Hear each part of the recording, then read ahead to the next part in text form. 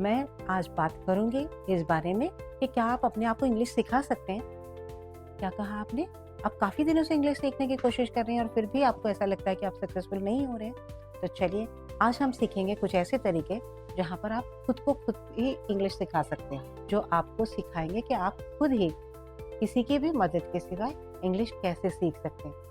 आप इंटरेस्टेड हैं ये सब सीखने के लिए? तो चलिए, आज हम शुरू करते हैं ऐसे कुछ तरीकों के बारे में बात करने के लिए जिससे आप किसी और के मदद के बिना इंग्लिश बोलना सीख सकते हैं। आपके दिमाग में भी ये सवाल आ रहा है कि ऐसा हो सकता है क्या? तो चलिए खुद ही कोशिश करके देखते हैं ऐसा हो सकता है कि नहीं।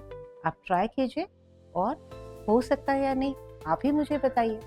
जैसे सबसे पहला तरीका जो मेरे दिमाग में आता है वो है हम इंग्लिश गाने गा सकते हैं।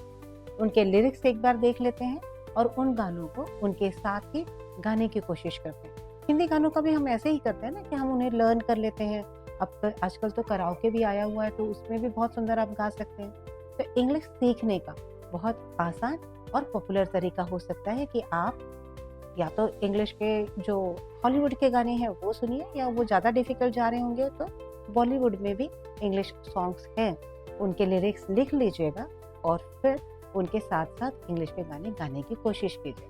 तो आज का हमारा पहला तरीका इंग्लिश खुद को सिखाने का क्या है? तो हम इंग्लिश गाने गाएंगे। है कि नहीं इंटरेस्टिंग? अब मुड़ते हैं दूसरे तरीके की तरफ। हमारा दूसरा तरीका जो है, यहाँ पर हम हमारी एक फेवरेट मूवी या कोई टीवी सीरियल जो इंग्लिश में है उसे ढूंढ लेते हैं। जैसे बहुत से बच्चों में फ्रेंड्स ये एक इंग्लिश सीरियल है, बहुत पॉपुलर है। तो आप इसे या इसके कुछ सीन्स को आप डाउनलोड कर लीजिएगा और यहाँ पर अपने आप को उनकी जगह रखकर वो डायलॉग्स को बोलने की कोशिश कीजिएगा, जैसे डबिंग आर्टिस्ट करते हैं ना, उसी तरीके से। एक और तरीका हमारा इंग्लिश खुद को सिखाने का हो सकता है इंग्लिश मीम चैलेंज। इन मीम्स को, ये जो वायरल इंग्लिश के मीम्स होंगे ना, इन्हें फिर से डाउनलोड कर लीजिएगा और देखिएगा कि इनकी जो मजाक किया गया है इनमें या जो जोक है आपको समझ में आ रहा है क्या? नहीं आ रहा है तो उसे बार बार देखिएगा और सुनने की कोशिश कीजिएगा और उन्हें खुद को ही समझाने की कोशिश कीजिएगा। अच्छा, ये वर्ड है, इसका ये मतलब है, ये लोग ये कहना चाहते हैं। इस तरह से आपका एंटरटेनमेंट भी हो जाएगा, आप खुशी खुशी खुद को इंग्लिश सिखा पाएंगे।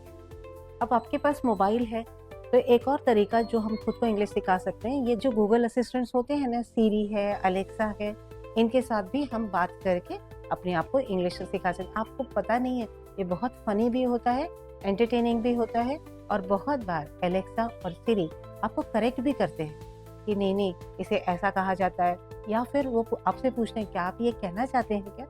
One more very interesting way to teach yourself English can be, आप अपने आप को न्यूज़ रीडर बना लीजिए और कोई भी न्यूज़ इंग्लिश में जो बनी हो, अगर आपके पास इंग्लिश न्यूज़पेपर आता है तो उसे न्यूज़ रीडर की तरह जोर जोर से पढ़ने की कोशिश कीजिए। देखा ना आपने? आप करके देखिए, कोशिश करनी है। हम एकदम ही फ्लुएंट तो एक दिन में होने वाले नहीं, तो इन अलग अलग तरीकों को आप अपनाइए और कोशिश कीजिए कि आप इंग्लिश में फ्लुएंट हो जाते हैं। जब हम बार बार इस बात को करते रहेंगे, आई एम वेरी श्योर कि one day you will be confident and fluent in speaking English. Best of luck. आप और हम साथ मिलकर इंग्लिश सीखते हैं। आशा करती हूँ आपको आज का वीडियो पसंद आया। ऐसे ही वीडियोस के लिए हमारे साथ बने रहिए। लाइक कीजिए, शेयर कीजिए, कमेंट करना मत भूलिएगा प्लीज़। और अगर आप पहली बार इस चैनल पर आए हैं तो हमें सब्सक्राइब कीजिए